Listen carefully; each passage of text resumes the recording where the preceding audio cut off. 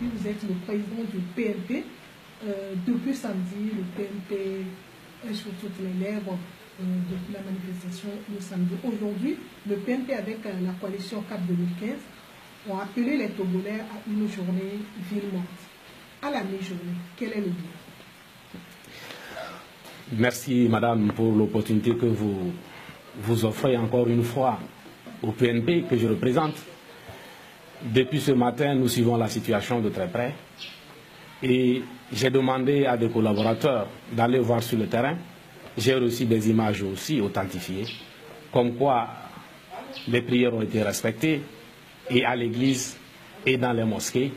Et nous remarquons qu'au marché de Lomé, ce n'est pas la bousculade. Et dans les rues de la ville de Lomé, c'est la même chose. Une satisfaction totale en fait. Alors, à la mi-journée, vous êtes satisfait. Est-ce que la manifestation se poursuit ou bien ça s'est arrêté à la mi-journée? Ça, c'est juste la journée de prière et de recueillement. Donc, après cette journée, nous sommes en concertation pour lancer les mouvements. Et cette fois, à plusieurs. Le PNP s'est dessaisi du mouvement, en fait. Et les manifestations tombent aujourd'hui dans ce que je pourrais appeler le domaine public de l'opposition. Et c'est toute l'opposition aujourd'hui dans son ensemble qui va continuer le processus. Et ça, c'est ce que nous attendons en ce moment. Nous sommes en train de discuter. On va être ensemble dans les tout prochains jours. Certains Togolais pensent que vous ne deviez pas vous allier avec l'opposition traditionnelle, que ce serait une erreur de votre part. Soit ils vont vous voler la vedette, ou bien soit ils vont émousser l'ardeur des Togolais. Il n'y a pas de vedette à voler. Pour tout ce qui travaille dans l'intérêt du peuple, il n'y a pas de vedette à voler. Pourvu qu'on arrive au résultat. Moi, ce n'est pas la victoire qui m'importe. Pourvu que le peuple togolais arrive à se libérer de la dictature. C'est ce qui est plus important pour nous. Et les contacts que nous avons avec les autres partis de l'opposition ne nous font pas voir qu'il y a un parti, encore moins l'ANC, qui voudrait qui voulait nous ravir la vedette. Il n'y a pas de vedette à ravir. C'est le peuple togolais qui doit sortir gagnant de cette lutte. On a l'impression que vous avez été surpris par la mobilisation de la semaine passée. Est-ce le cas? Nous avons travaillé à cette mobilisation. Nous avons mis tout notre poids pour la mobilisation et des militants du PNP, des responsables ont circulé pour mobiliser les gens. Mais n'oubliez pas que nous avons lancé les marches dans les villes où le PNP est vraiment assis et où il est capable de mobiliser. Donc c'est pour cela que nous avons retenu les 5 villes du pays. Et à l'extérieur aussi, nous avons fait un travail de fourmi et ça a donné. Oui, le public est sorti, on s'y attendait parce que nous avons fait un travail énorme. Depuis le 19, vous avez disparu. Vous n'étiez pas présent à la conférence de presse avec CAP 2015. Qu'est-ce qui justifie cette absence-là de votre part? Vous savez, à la conférence de presse, j'ai envoyé mes collaborateurs, mais je me suis fait un peu discret.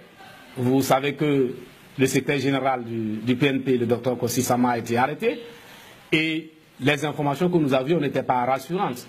Il fallait quand même que le PNP continue de vivre et de s'exprimer comme je le fais aujourd'hui. Et donc, je me suis fait un peu discret. Et aujourd'hui, je crois que tout le monde est au courant de ce qui se passe et on sait de quoi ce régime est capable. Alors, vous confirmez les rumeurs selon lesquelles le pouvoir cherche à vous arrêter? Je crains pour ma vie, en fait. Je crains pour ma vie. Et pour qui connaît ce régime, ce n'est pas des hallucinations. Le ministre de la Sécurité a déclaré en tant que le Togo n'est pas le Burkina et qu'ils ne se laisseront pas faire.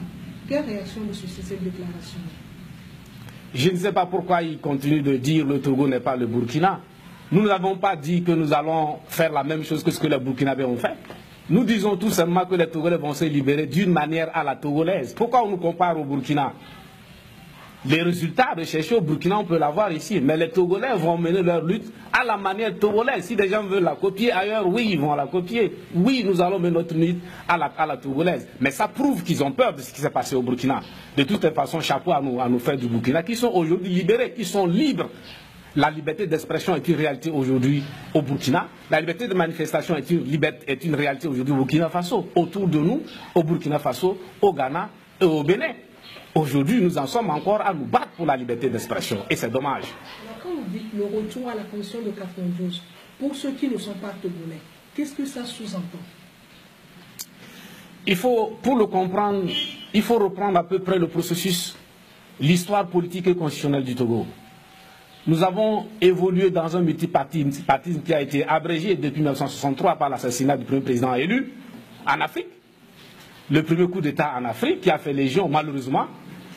Et nous avons vécu de 1963 à 1990 sous une dictature, dans un système de parti unique. Les Togolais n'en voulaient pas, ils voulaient être libres. Les Togolais connaissent la valeur de la liberté et ils se sont battus. Au sortir de cette lutte dans laquelle beaucoup de Togolais sont tombés, hommes, femmes et enfants, nous avons obtenu la Constitution de 1992, une constitution consensuelle qui pose en fait le constitutionnalisme du pouvoir. C'est-à-dire que par la Constitution de 1992, le pouvoir est limité dans le temps et dans les prérogatives. Mais à partir de 1992, le pouvoir en place, par l'intermédiaire du régime, par l'intermédiaire plutôt du parti au pouvoir, le RPT, s'est employé à reviser, à charcuter, j'allais dire, cette constitution, à vider le système du constitutionnalisme. C'est-à-dire que désormais, nous avons une constitution qui ne limite pas le pouvoir dans le temps et dans les prérogatives. Le Premier ministre devient un simple secrétaire du président de la République. Et pire, au moment où nous avons signé, depuis 2006, les accords politiques globaux qui n'ont pas été mis en œuvre, aujourd'hui, on nous parle de compteur à zéro et on veut rédiger une nouvelle constitution. La révision, les révisions répétées, unilatérales répétées, ne suffisent plus. Il faut confectionner une nouvelle constitution pour fort, une constitution sur mesure. Et cette constitution nous conduit directement dans la monarchie.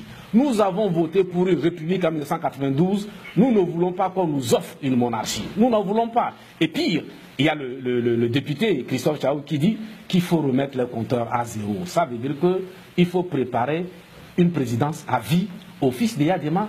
Donc fort, ça nous ne pouvons pas l'accepter. Aucun Togolais ne peut l'accepter. Hommes, femmes, enfants comme grands.